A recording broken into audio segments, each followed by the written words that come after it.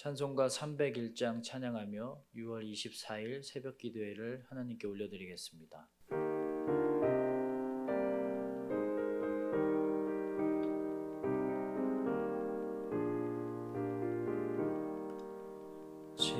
지금까지 지내온 것 주의 크신 은혜라.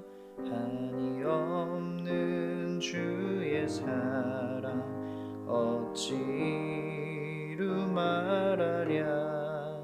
자나깨나 주의 손이 항상 살펴주시고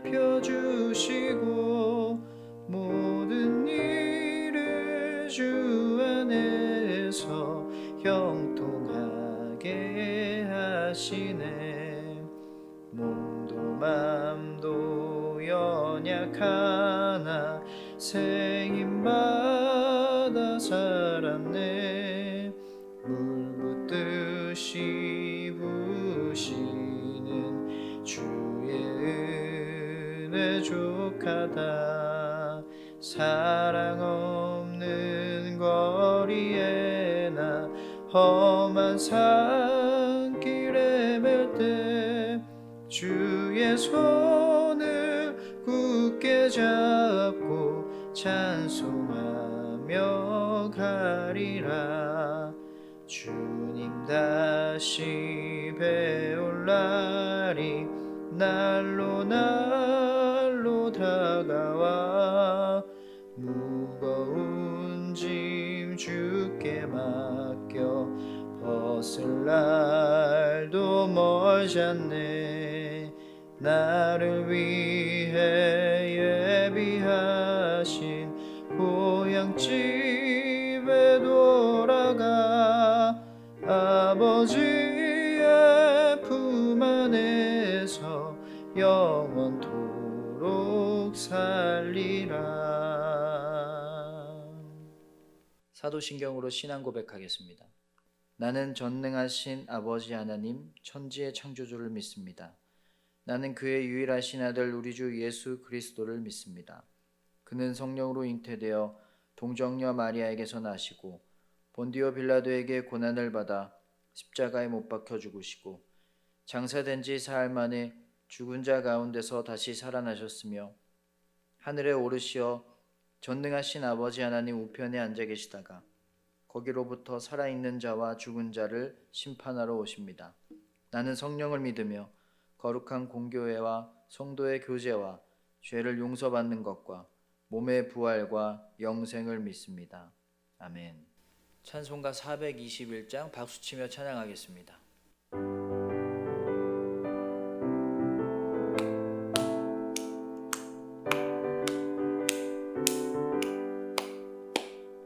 내가 예수 믿고서 죄 사함 받아 나의 모든 것 다 변했네. 지금 내가 가는 길 천국 길이요 주의 피로 내 죄가 씻겼네. 나의 모든 것 변하고 그 피로 구속 받았네. 하나님은 나의 구원 되시오니 내게 정죄함 없겠네. 주님 밝은 빛 되사 어둠에 치니 나의 모든 것 다 변했네. 지금 내가 주 앞에 온전케 됨은 주의 공로를 의지함일세. 나의 모든 것 변하고 그 피로 구속 받았네. 하나님은 나의 구원 되시오니 정죄함 없겠네. 내게 성령 임하고 그 크신 사랑 나의 맘에 가득 채우며 모든 공포 내게서 물리치시니 내 맘 항상 주 안에 있겠네. 나의 모든 것 변하고 그 피로 구속 받았네. 하나님은 나의 구원 되시오니 내게 정죄함 없겠네. 하나님 말씀 이사야 47장 1절에서 7절입니다. 하나님의 말씀을 받겠습니다 고백하고 합독하겠습니다. 하나님의 말씀을 받겠습니다. 처녀딸 바벨론이여 내려와서 티끌에 앉으라. 딸 갈대하여 보좌가 없어졌으니 땅에 앉으라. 내가 다시는 곱고 아립답다 일컬음을 받지 못할 것임이라. 맷돌을 가지고 가루를 갈고 너울을 벗으며 치마를 걷어 다리를 드러내고 강을 건너라. 내 속살이 드러나고 내 부끄러운 것이 보일 것이라. 내가 보복하되 사람을 아끼지 아니하리라.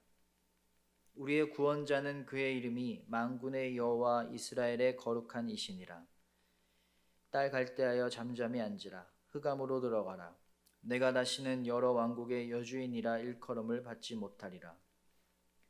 전에 내가 내 백성에게 노하여 내 기업을 욕되게 하여 그들을 내 손에 넘겨주었거늘 내가 그들을 긍휼히 여기지 아니하고 늙은이에게 내 멍에를 심히 무겁게 메우며 말하기를 내가 영영이 여주인이 되리라 하고 이 일을 내 마음에 두지도 아니하며 그들의 종말도 생각하지 아니하였도다.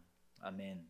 초등학교 때는 수치심, 중학교 때는 외로움, 고등학교 때는 불안감과 싸운다고 합니다.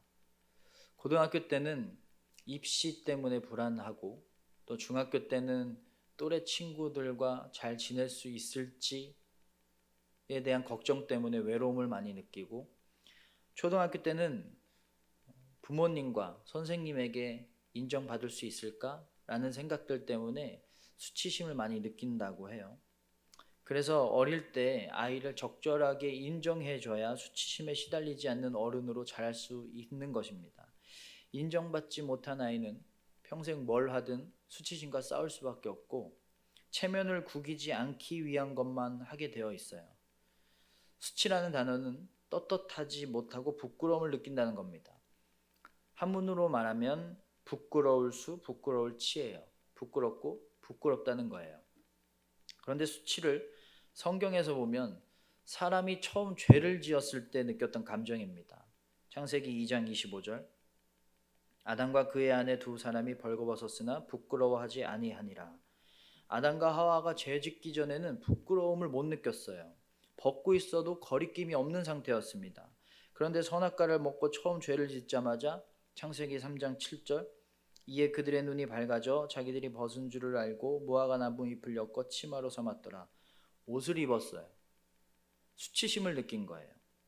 성경에서 말하는 수치는 죄로 인해서 하나님과의 관계가 깨지고 하나님의 형상이 깨어졌을 때 하나님의 생각과 마음과 뜻이 내 뜻과 내 생각과 내 마음과 멀어졌을 때 느낄 수밖에 없는 감정을 말합니다.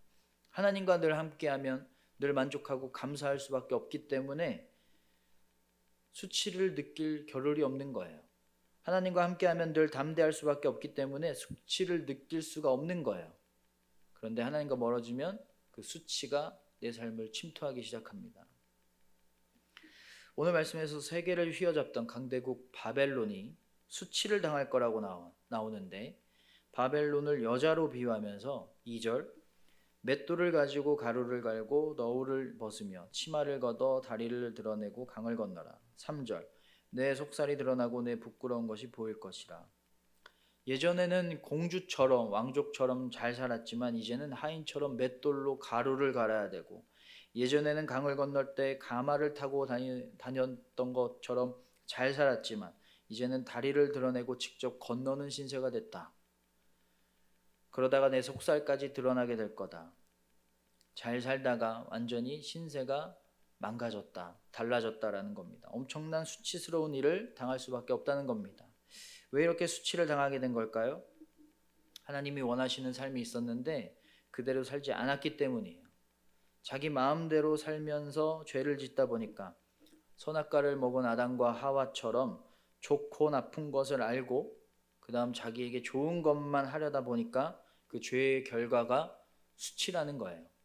6절 전에 내가 내 백성에게 노하여 내 기업을 욕되게 하여 그들을 내 손에 넘겨주었거늘 내가 그들을 긍휼히 여기지 아니하고 늙은이에게 내 멍에를 심히 무겁게 메우며.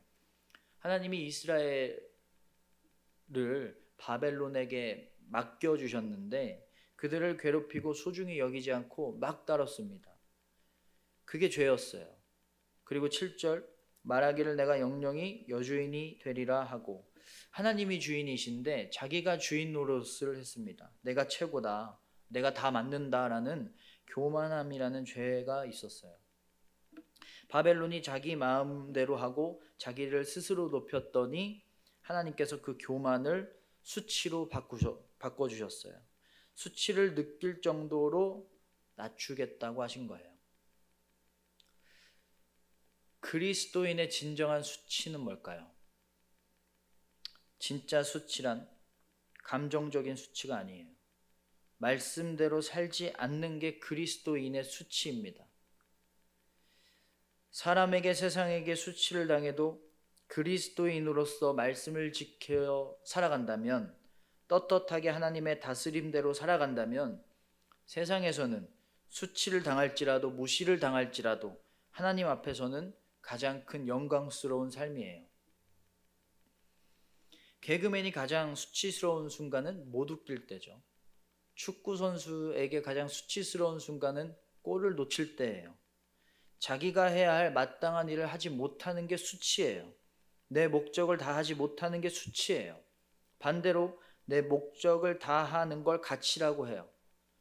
가위가 종이를 자르지 못하면 가위는 가치를 잃어버린 겁니다. 음식이 썩어 있다면 가치를 잃어버린 거예요. 자신의 목적을 이루면 가치를 갖게 되고, 자신의 목적을 이루면 수치를 갖게 되는 겁니다. 그러면 하나님의 자녀의 수치는 하나님의 자녀로 살아가야 할 삶을 살지 못하는 것, 사랑하지 않고 감사하지 않고 기도하지 않고 순종하지 않고 겸손하지 않고 말씀대로 살지 못하는 게 그리스도인의 수치입니다. 그리스도인으로서의 가치를 잃어버린 삶이에요. 가치를 잃으면 쓰임받기 어렵습니다. 잘 안 드는 가위가 쓰임받을 수가 있을까요? 맛을 잃은 음식을 먹을 수가 있을까요? 그런데 우리는 교회를 다니는데, 하나님을 믿는데, 하나님의 자녀라고 고백하는데 돈을 못 버는 게 수치래요. 성공 못하는 게 수치예요.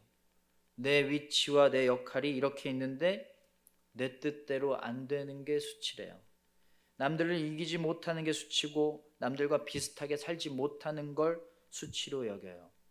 세상 사람들과 비슷하게 살지 못하는 걸 그리스도인이 수치라고 생각해요. 그리고 이걸 그대로 교회에도 적용해요. 내 생각대로 안 되는 거, 체면 구겼다고 생각합니다. 교회에서도 내 가치를 높이려고 합니다. 난 중요한 사람이야. 그래서 하나님의 은혜대로 되는 게 아니라 내 생각대로 되어야만 한다고 생각할 때가 많이 있습니다. 남보다 앞서고 위에 있어야 합니다. 그렇지 않으면 수치인 거예요. 그런데 수치가 맞아요. 죄이기 때문에, 그 모든 게 다 죄이기 때문에, 그런 자세와 그런 태도의 믿음은 죄이기 때문에 그리스도인으로서 진짜 수치스러운 일입니다. 우리는 어떤 걸 바라보며 살고 있을까요? 우리는 어떤 걸 바라보면서 신앙생활하고 있을까요?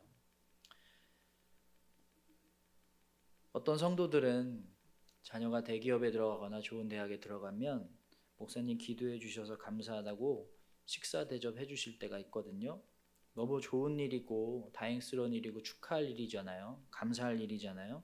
저도 진심으로 축하해드리고 그런 식사 대접을 받습니다. 너무 좋은 일이에요. 그런데 우리 아이 이번에 주기도문 외웠어요. 우리 아이 이번에 안 가던 수련회를 가요.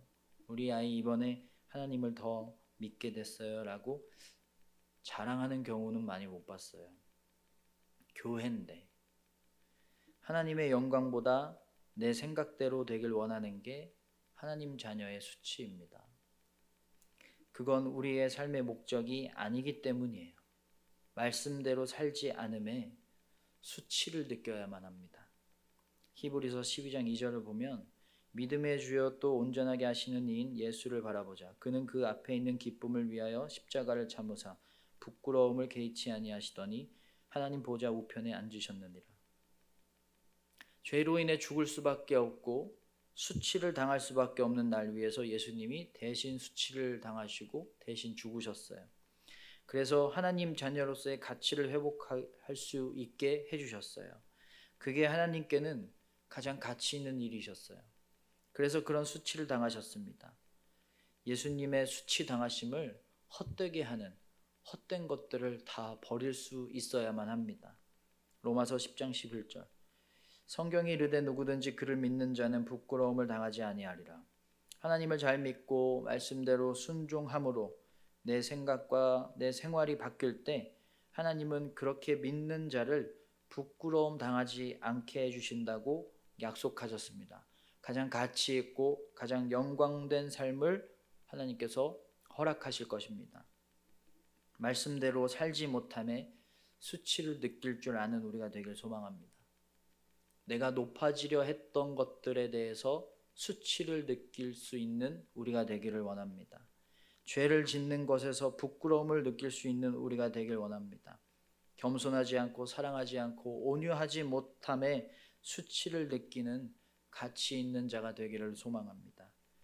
하나님 말씀대로 사는 것이 가장 영광스러운 삶을 살아간다는 것이라는 것을 믿고 가장 영광스러운 오늘을 사는 여러분 모두가 되시기를 주님의 이름으로 축원합니다.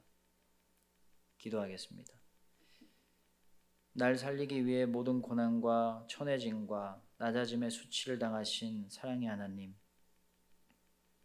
하나님이 날 위해 죽기까지 하셨는데 난 여전히 죄가 기세등등하고 교만이 거셉니다.